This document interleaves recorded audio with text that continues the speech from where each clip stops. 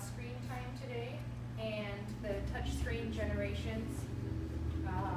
I don't know how many of you have asked yourselves how much time your children actually spend in front of a screen. Now this could be a TV screen, could be a smartphone screen, and it could be a tablet.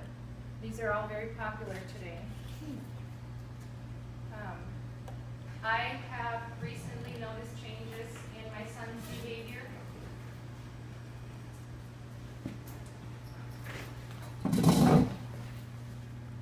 I've recently noticed some changes in my son's behavior, actually. He's been very hyper, not listening very well, and major mood swings, just in a really bad mood and really quickly, just getting almost angry. So I made an appointment with the pediatrician, and what she said is actually, that's the first question she asked me is, how much does he spend in front of screens? And does he have a TV in his bedroom? Yes, he does have a TV in his bedroom, and he owns a tablet. He does not have a cell phone yet, he's 5 years old. So really quickly, she told me that it is probably linked to that. And what actually happens is hyperactivity can happen when children are too tired. So when they watch TV at night, when they are on their tablets, what happens is they get too tired and make up with it with all this extra energy. So he actually was not hyperactive like I thought he was, but actually spending too much time in front of the screen. My first reference is Hannah Rosen. She wrote an article. It's called The Touch Screen Generation, and this is in 2013. It was published in The Atlantic, issue number 3. And she says that young children, even toddlers, are spending more and more time in front of digital devices. Now I brought a couple of these devices. There's a smartphone. Smartphones, I think almost everyone has it these days. I don't know if there's anyone here that doesn't, except for my 5-year-old son, I suppose.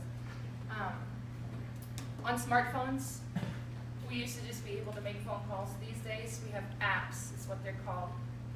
These can be games, anything informational, navigation, but mainly what kids do is play the games. And they are supposed to be educational, and that's what everyone thinks, but actually they are not. And anybody will tell you that. I also brought a tablet. This would be my son's. It's pretty convenient in one of these where it doesn't break when it gets dropped. And he got it for his birthday. I thought it was a great idea to get him one of these. Keeps him busy, out of the way, and out of trouble, I thought. But that's one of those, and it's actually just like a smartphone, just in a bigger version. You cannot make phone calls with it, but it has the same apps. It is very important to limit screen time. I was told that I had to take the TV out of his room, and also no tablet at night. So it's very important to eliminate that.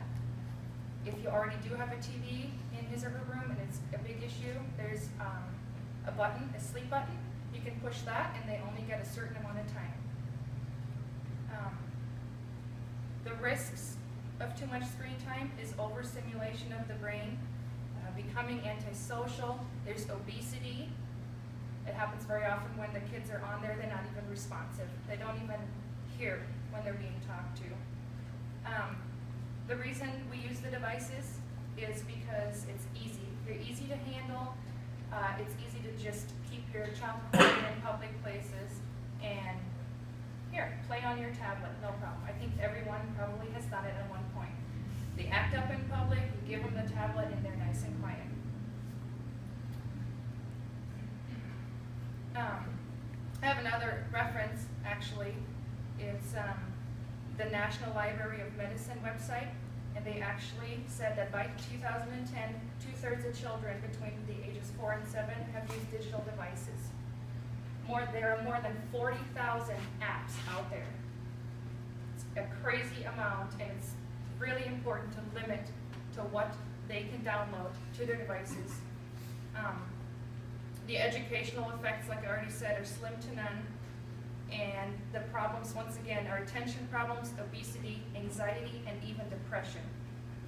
So I would like to propose a guideline and explain one more time why it's so important that everyone limits the screen time.